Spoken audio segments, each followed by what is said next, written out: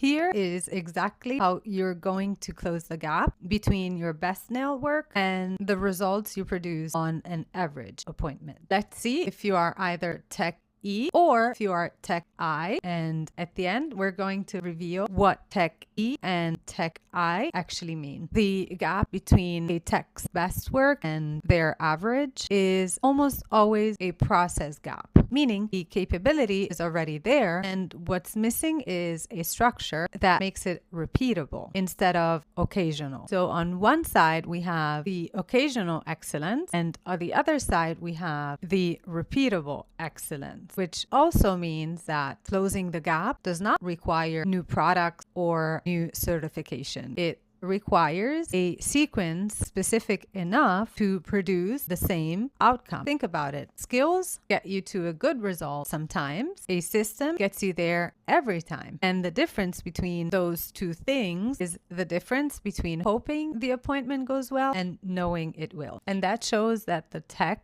who produces consistent results across every client on her schedule isn't more talented, but they've built something that works regardless of the day, the client, or the nail bed. The second point is building a system means defining the sequence specifically enough that it can be repeated without variation. So on one side, we have a defined sequence. Most techs have a sequence. They just haven't made it explicit enough to stick to it consistently. And the gaps in the explicit sequence are where the results start to show differences between appointments. So on the other side, we have the flexible sequence. Making the sequence explicit is the first step, and it is the step that reveals where the process needs to be adjusted before anything else can change. Lastly, once the sequence is defined and practiced enough to become automatic, the best results stop being the exception